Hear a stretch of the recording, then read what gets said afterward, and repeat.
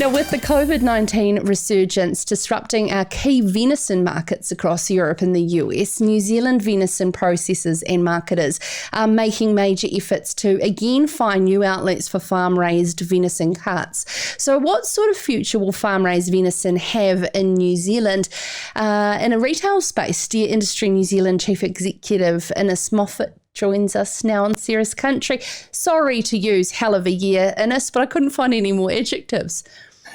It certainly has been. It's a bit of a challenge, but it also provides us with lots of pretty exciting opportunities as well. And I think that's what we're really focusing on at the moment. You're singing off the same song sheet as our first guest, Melissa Clark-Reynolds, and she'll like that. But, let's paint the picture on the current situation. I mean, what are we now, 8 months on since lockdown? Yep. And it's been a tough year for New Zealand deer farmers. Venison does go to Europe. It is primarily sold through restaurants, and many of those restaurants are closed at the moment in what is our peak sales period. So that is a bit of a challenge. But the venison marketers have also had 8 months to be finding alternative markets, and we are seeing a lot more here on the New Zealand market. Our sales to China have increased quite remarkably, and September this year was the biggest volume of venison going into China ever. So there are certainly some other opportunities out there. Yeah, okay. So, how patient do we ask our deer farmers here in New Zealand to be, though? And with that crystal ball, how long could this take to rebound to what was looking like some absolute records prior to that? Yeah, one of the things that we're pleased about is that deer farmers really responded to the marketing company's call and got a lot of deer away in September and October. So they've got a bit of breathing space over the summer until we see a wee bit more clarity and some of those restaurants and food service establishments in Europe and North America open up in the new year. The market isn't broken. There is a bit of a temporary halt to some of our sales. But when some of the product begins to move through, as people come back to dining out and going out to catered events again, then the demand for New Zealand venison is still there.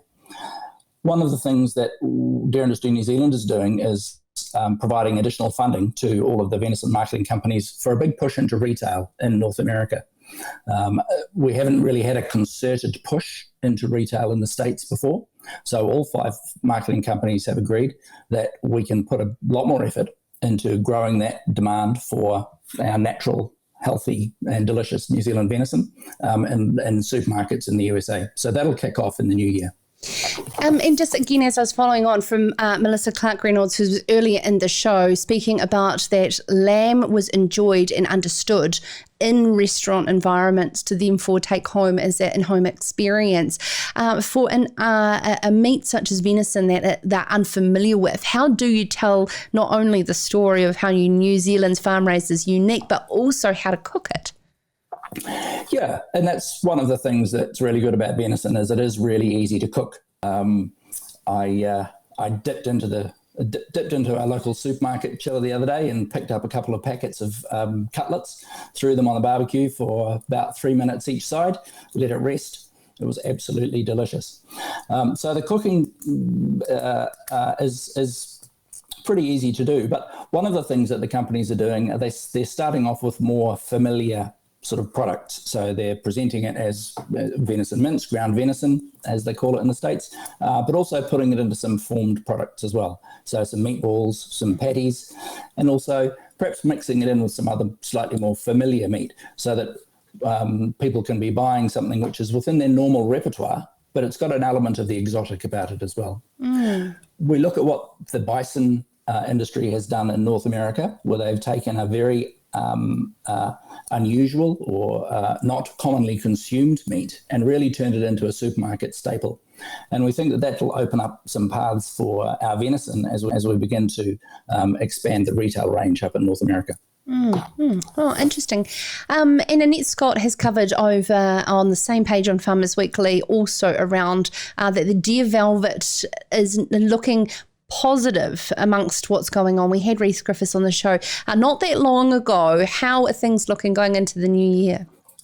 Yeah, it's still looking okay. We hear more confirmation with each week that goes by that our velvet marketers are selling a bit more. The season still isn't really into full swing. Some of the large volume buyers are still a little hesitant because of some of the economic uncertainties in the Republic of Korea and in China.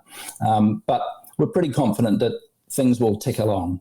This won't be a record-breaking year for velvet, but returns are still okay for most producers. One of the things that we're most excited about with our velvet is the introduction of our new traceability system, VelTrack.